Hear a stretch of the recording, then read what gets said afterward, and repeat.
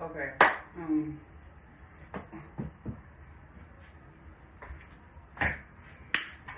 me get on up in here. Conversate with y'all for a minute. Because I mean business. So let me put on my thinking cap. Let me see. Is this light good? I'm in my son's room recording because this is the quietest place, and you probably still hear boxing in the background because my husband. Okay, that'll work.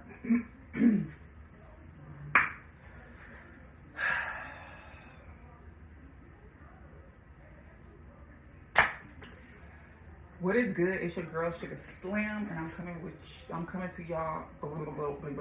What is good? It's your girl Sugar Slim, and I'm coming with y'all. I'm coming to y'all with a sit down because I commented on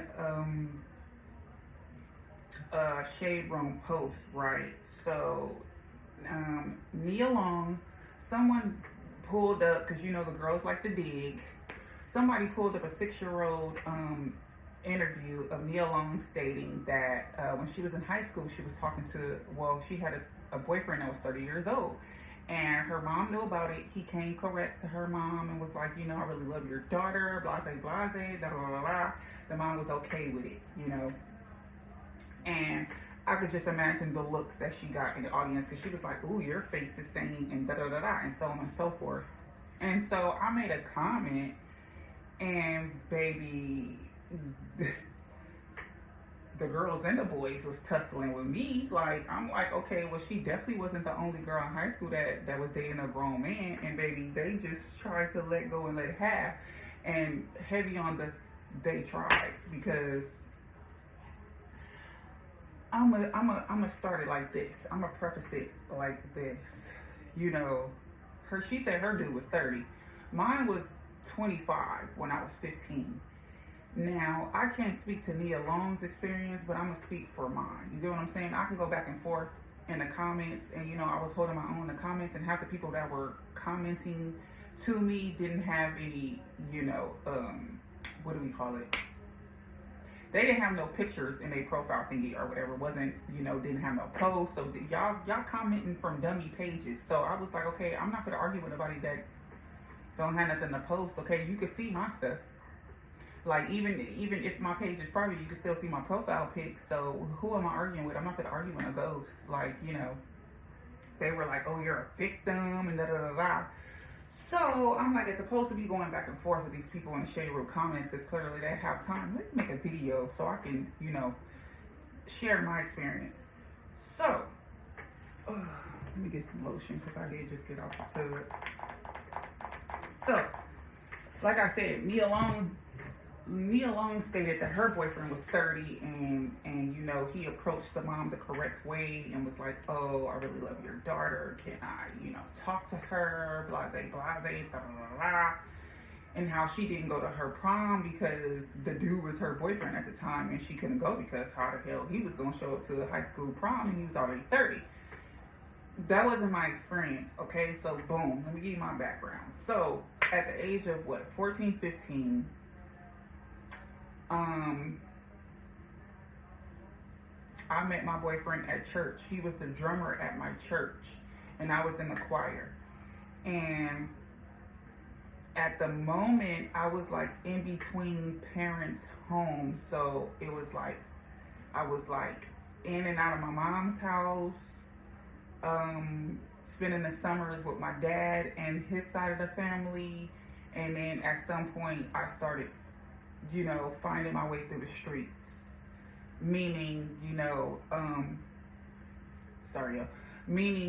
my mom has a total of 8 kids, right? And my dad has a plethora of kids himself.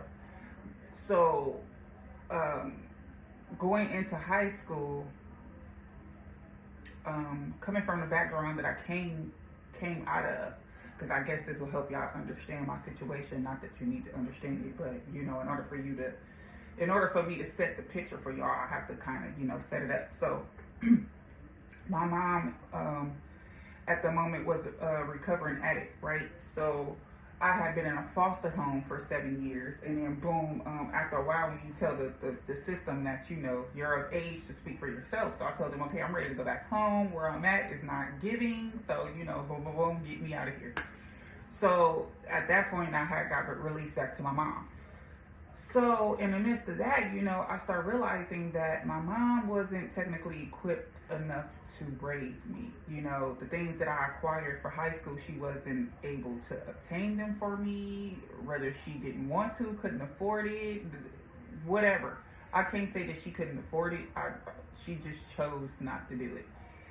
The reasoning behind her not being able to do it didn't sit well with me. And so that kind of set the bar for, you know, me not accepting people telling me no, or me not liking, like, I'd rather get it for myself than to be told no by anybody, right? Not to say that I didn't have nobody, you know, advocating for me as an adolescent, because I always had my granny, my mom's mom, and then I always had my aunts on my dad's side. So I've always had people, then mentors that I met along the way through high school work or whatever. So I always had people advocating for me. So I did not go without. But, you know, it kind of hit different when you ask your mom for something and she basically tell you, like, nah, I got 8 kids. I can't.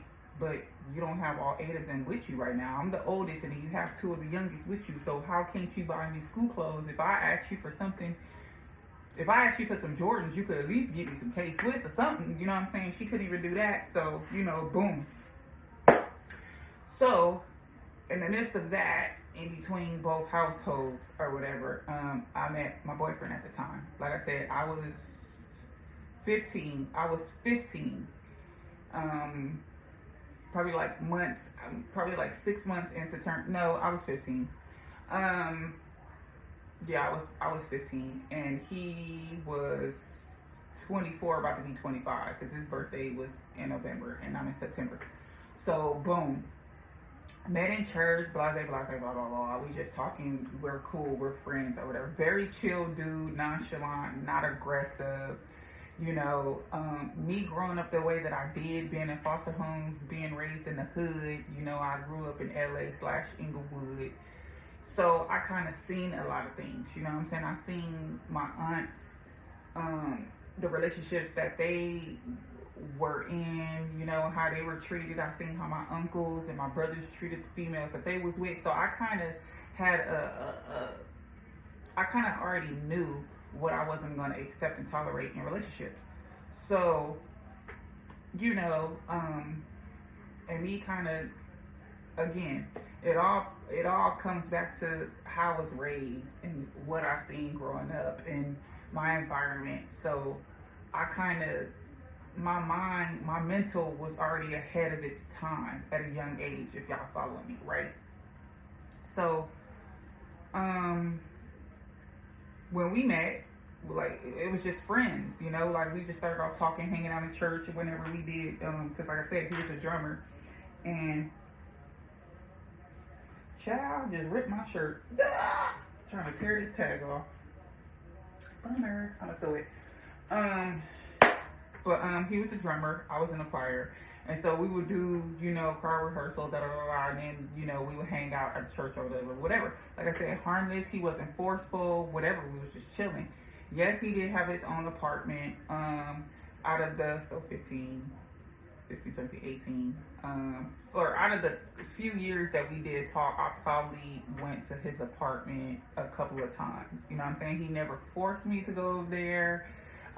He never tried to lure me over there. How did I end up over there them few times? We were probably like hanging out with other people, and then just so happened to have like he lived in Gardena, so our church that we went to was in Compton, and so we just so happened to end up over there. But like, he didn't try to force me to do anything. No, none of that. Like, it wasn't, you know, like, it wasn't nothing. He was just like chill. Like, so that's what made it comfortable for me. Now, granted, I know what pedophiles are. I know what molesters look like and act. I know, you know, what, I've been around them. I have a few in my family, you know what I'm saying? So I know what that consists of. So if I felt scared or harmed in any way, I would have bagged up. I've never been that child. Like, I've always had the sight of discernment. Like, I've always been able, call it intuition, call it deja vu, call it whatever, but I've always had that. If something didn't feel right to me, I'm gonna move around. You know what I'm saying? You ain't gotta tell me nothing. You know what I'm saying? That's why I've always made it. I've always survived in situations that most people don't come out of, coming from the hood. You get what I'm saying? Growing up in LA, South Central Inglewood. So I've always been thankful for that. So if I would have felt any type of way about the situation, I would have, removed myself from it. So I said all that to say that, so the people in the comments was like, oh, you're a victim. He was a pedophile, da da da. He forced himself on you. I'm like, no, that wasn't the situation. So now we're tussling back and forth because they're trying to, I'm like, y'all throw this word victim around like, how can I explain it? They're like, everybody in the world is not like R. Kelly or the Epstein guy. Like, everyone is not like that. He didn't scope me out. And I want to say he was patient with me, but I can't even say that because we didn't talk about sex or nothing like that. Like, we discussed it one time and I told him I wasn't ready for that. I wasn't comfortable for that. Because as y'all can see, I'm a tomboy. I've been this way my whole life. Like, into sports. I'd rather be doing what the boys do than the girls do. Like, it took for me to start wearing heels, after my second kid, which was probably like in my almost late 20s.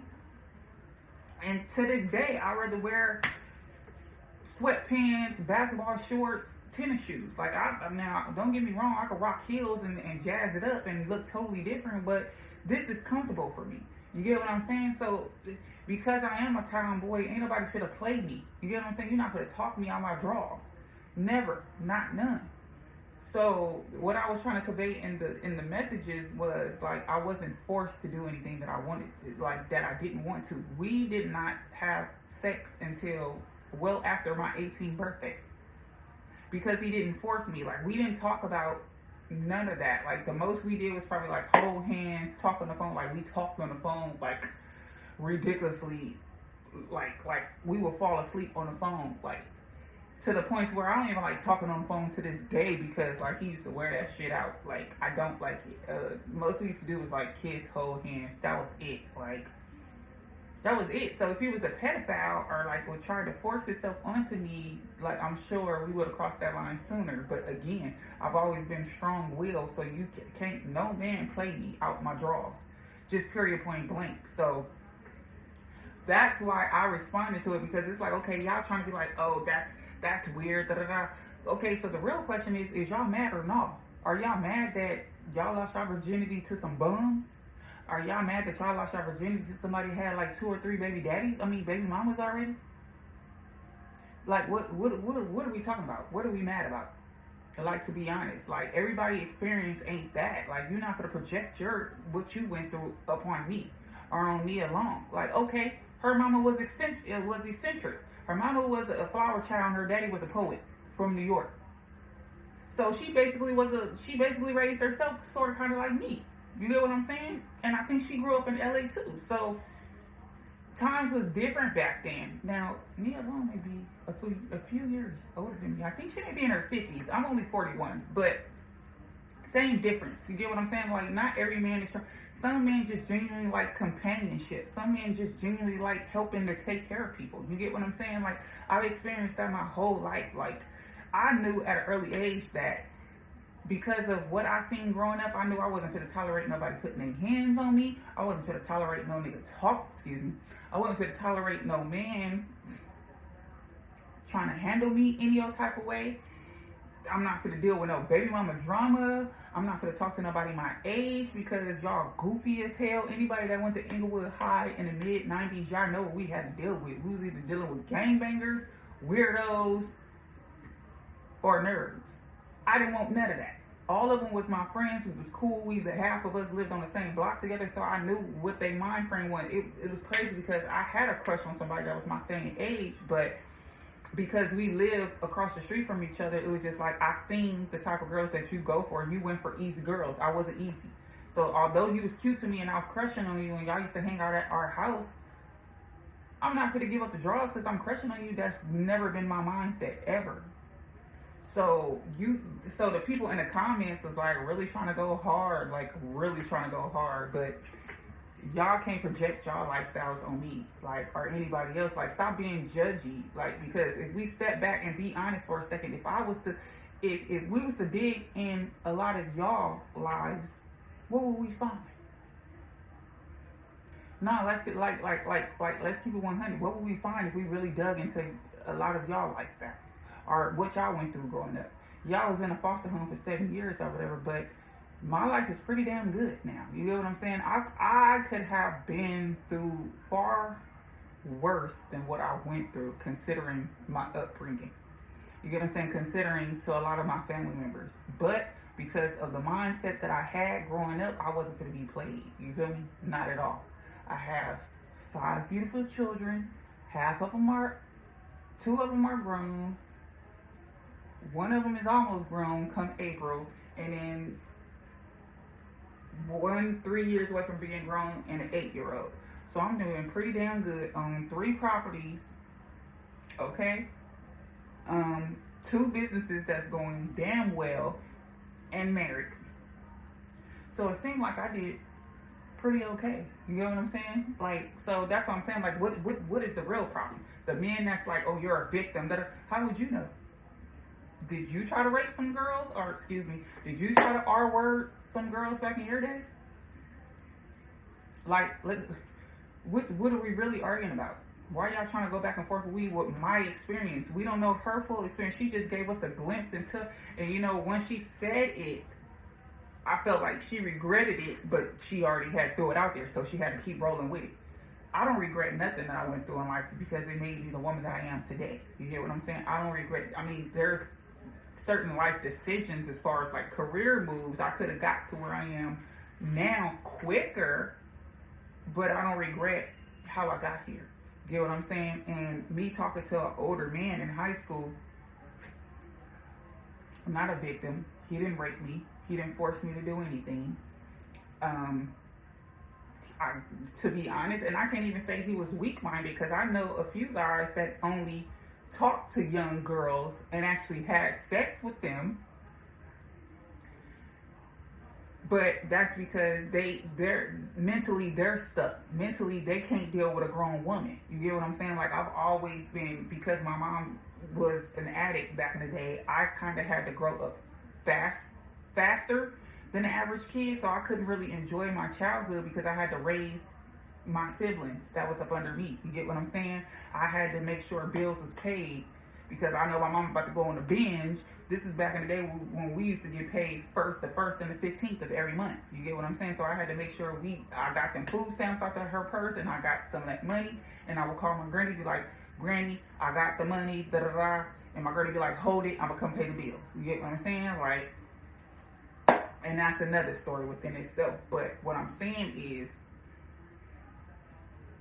everybody can't get played out of their draws. So don't project your life, or you may see your cousin, sister, auntie, or something get abused by somebody. That's them.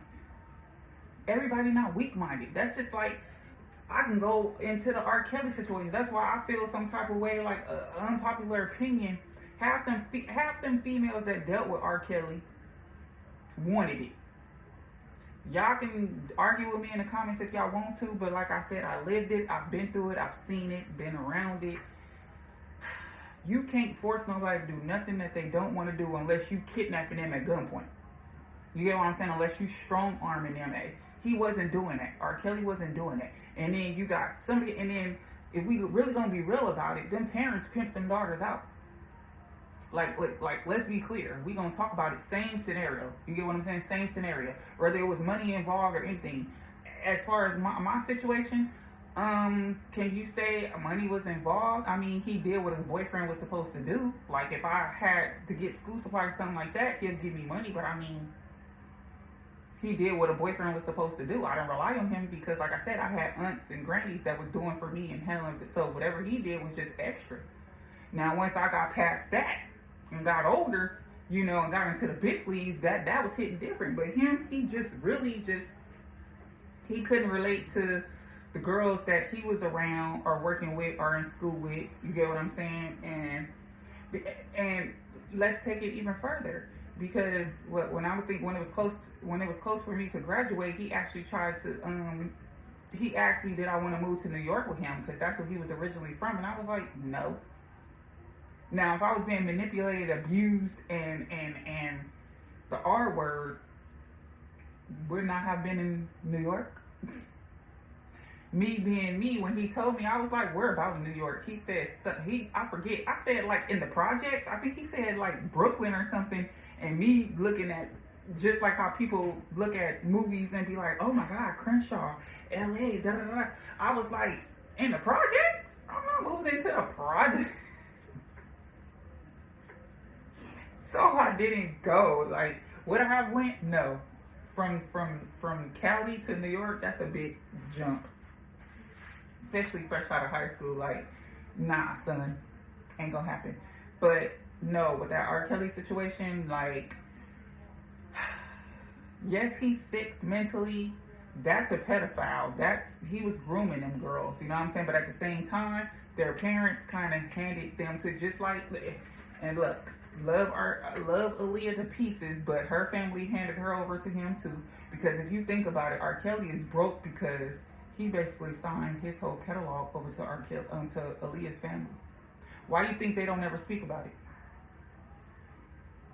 If we're being honest, I mean, if we gonna keep it 100, you get what I'm saying? So it's levels to this shit. Like, all I was trying to get them to understand, don't project your whatever you went through or your trauma onto other people, because everybody's story is not the same. Yeah, we all have stories, but my story was not like it, because I'm not no weak-minded female.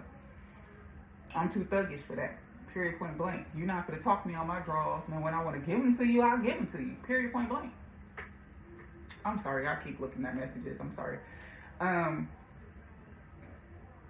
But yeah, that's basically what it came to. But I just had to get that off my chest, because they was trying to eat me. The girls was trying to eat me up in the comment section off a shade room. So if y'all go look at it, I'm Sugar Honey Iced Tea under the comments. And but I think as of the last 2 hours, they stopped hitting me up. Let me see. Cause baby, they was swinging at the girl. They was swinging at me.